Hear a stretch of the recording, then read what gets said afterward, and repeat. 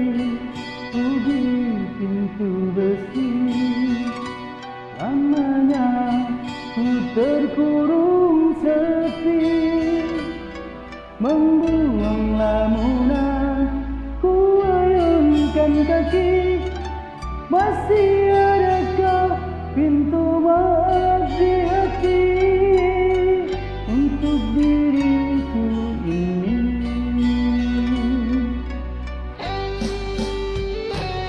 Sesampainya di depan rumahku,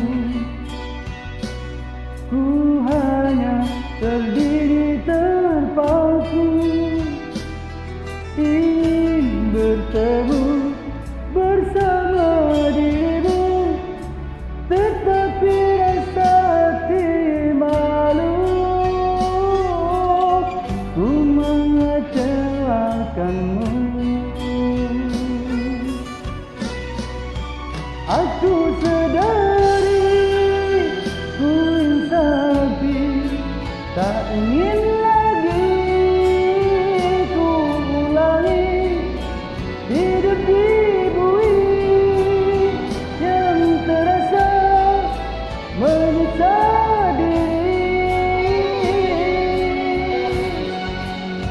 Berikanlah aku pintu maafmu atas segala kesalahanku.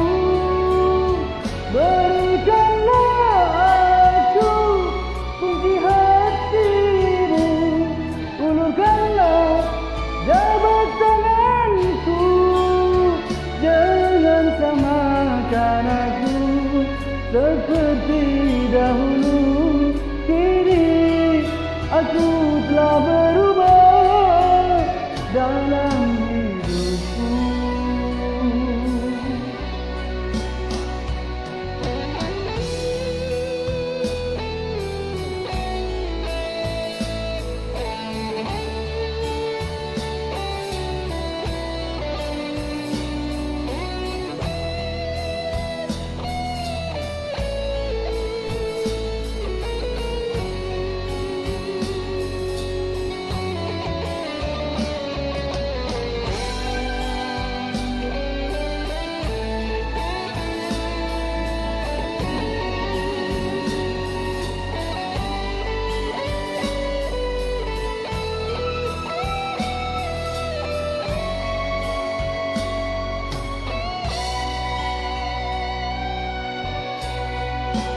Aku sedari ku insafi, tak ingin lagi ku ulangi hidup dibui yang terasa menyiksa diri.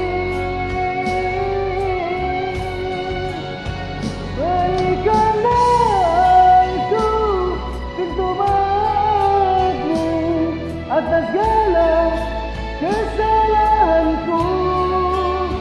Berikanlah aku kunci hatimu, ulurkanlah jabat